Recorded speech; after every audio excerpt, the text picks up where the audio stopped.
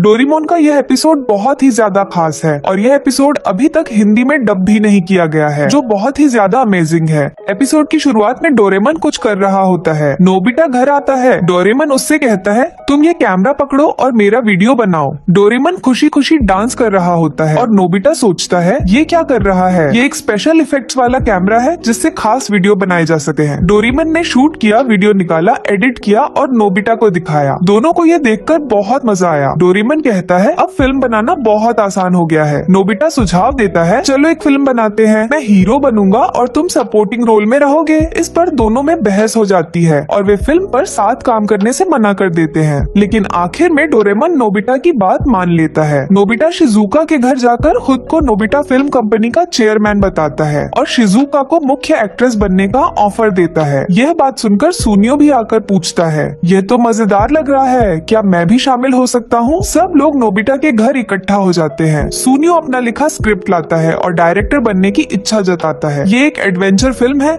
जिसमें लोकेशन और कॉस्ट्यूम की जरूरत होगी। डोरेमन कहता है, मेरे पास बहुत सारे गैजेट्स हैं, चिंता मत करो। वह एक मिनी मॉडल क्रिएटर निकालता है। मूविंग ऑब्जेक्ट्स और स्पेसशिप के लिए राडिकन क्ले है, कपड़ों के लिए फैशन कैमरा है। डेकिसुगी सुझाव देता है, हमें एक स्टूडियो भी चाहिए। डोरेमन नोबिता को एक गड्ढा खोदने और उसमें कुछ दबाने के लिए कहता है। जैसे ही वह गैजेट चलाता है, एक विशाल भूमिगत स्टूडियो बन जाता है। सभी ये देखकर जोश में आ जाते हैं और शूटिंग शुरू करने का फैसला करते हैं। नोबिता सुनियो को फिल्म में शामिल होने के लिए कहता है। सुनियो ये सुनते ही तैयारी में जुट जाता है। नोबिता बाकी दोस्तों को भी बुलाता है। जियान को देखकर नोबिता पूछता है, तुम क्या कर रहे हो?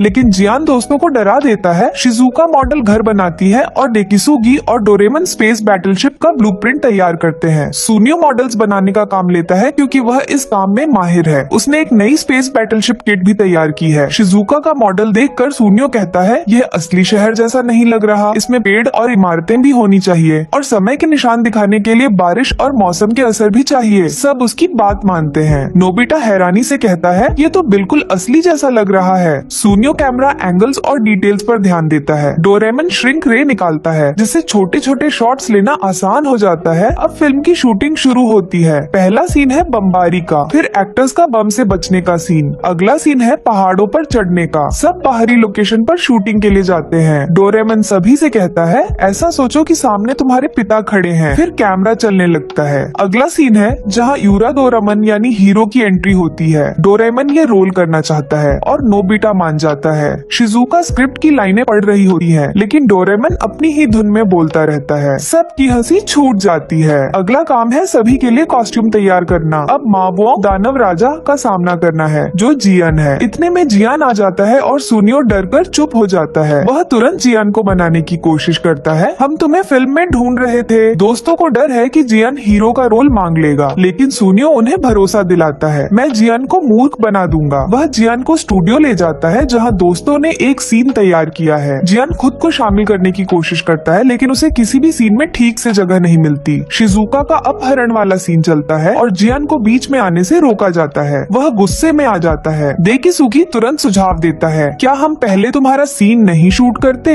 अब वक्त है ड्रेस बदलने का। वो सोचता है कि वह रात का हीरो है। फिर एक सीन आता है जिसमें वह खाना खा रहा होता है। एक और सीन में वह तलवारबाजी कर रहा होता है और फिर वह हारने का अभिनय करता है। घर जाते वक्त जियान ने सबको याद दिलाया, शूट खत्म करने के बाद मुझे दिखाना जरूर। वह रात को सब दोस्त सुनियो के घर इकट्ठा होते हैं फिल्म देखने के लिए। सबसे रोमांचक सीन के दौरान जियान आ जाता है और कहता है, अरे तुम लोग सो नहीं रहे? सुनियो जल्दी से उसे कुर्सी पर बैठाता है। जियान खुशी से देखता है कि वह खुद फिल्म में आ रहा है, लेकिन फिर उसका चेहरा बिगड़ जाता है जब उसे क्विक किंग कहा जाता है। फिर जब वह देखता है कि वह विलन के रोल में है, उसका चेहरा लाल हो जाता है। उसी वक्त उसके दोस्त चुपके से बाहर निकलकर अपने घर चले जाते हैं। एक सफल फिल्म की शूटिंग खत्म होती है और फिर फिल्म का यह एपिसोड खत्म होता है।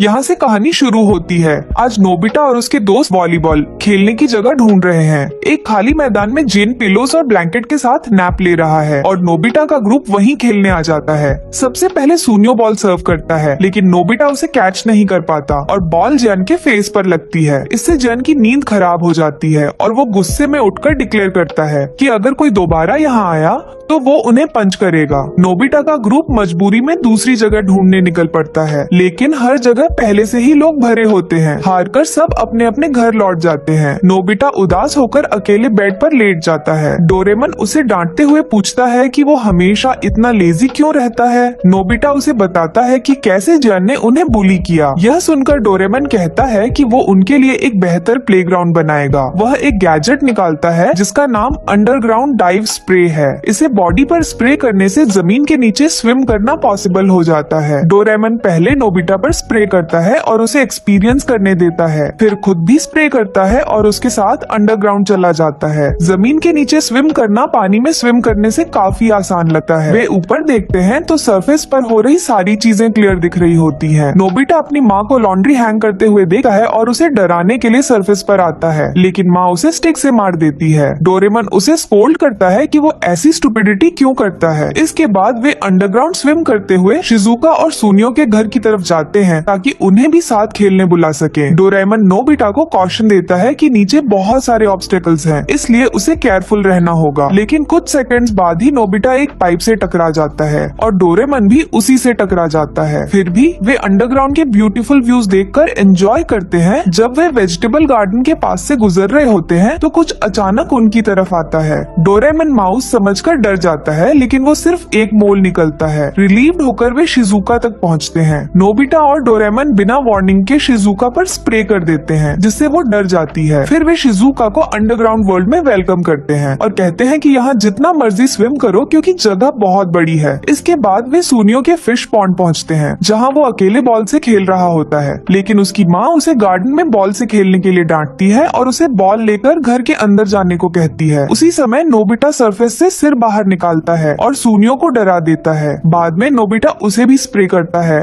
और सुनियो अंडरग्राउंड फन में ज्वाइन कर लेता है। सुनियो की माँ उसे अचानक गायब देखकर कंफ्यूज हो जाती है। इस बीच नोबिता का ग्रुप वापस ओपन फील्ड जाता है वॉलीबॉल खेलने, लेकिन जियान को वहाँ देखकर वे फिर अवॉइड करने लगते हैं। आखिरकार वे खेलने लगते हैं और सुनियो पहली सर्व करता है, लेकिन नोबिता फिर से कैच नहीं कर पाता और बॉल जियान के फेस पर लग जाती है। गुस्से में जियान उठता है, लेकिन किसी को भी वहाँ नहीं पाता। सुनियो एक प्रैंक प्लान करता है। वह सरफेस पर आता है, जियान के सिर पर स्टोन मारता है और फिर वापस अंडरग्राउंड चला जाता है। शिजुका सीक्रेटली जियान की स्लीपर्स मूव कर देती है और नोबिता उसे स्टिक से पोक करता है। सब लोग इस प्रैंक को एंजॉय करते हैं, जबकि जियान सोचता है कि वो सपना देख रहा है और वापस सो जाता है। आखिर में सभी मिलकर जियान के मैट्रेस को खींचते हैं, जिससे वह जमीन पर गिर जाता है। जियान बहुत गुस्से में होता है, लेकिन कुछ कर नहीं पाता क्योंकि सभी अंडरग्राउंड चले जाते हैं। बाद में सभी मिलकर जियान के लेग्स पकड़ते हैं, जिससे वो इतना डर जाता है कि भागकर घर चला जाता है। अब जियान के चले जाने के बाद नोबिता का ग्रुप आराम से वॉलीबॉल खेलता है। तभी जियान वापस आकर चिल्लाता है कि यहाँ भूत है। वह क्लेम करता है कि उसने गोश्त देखे,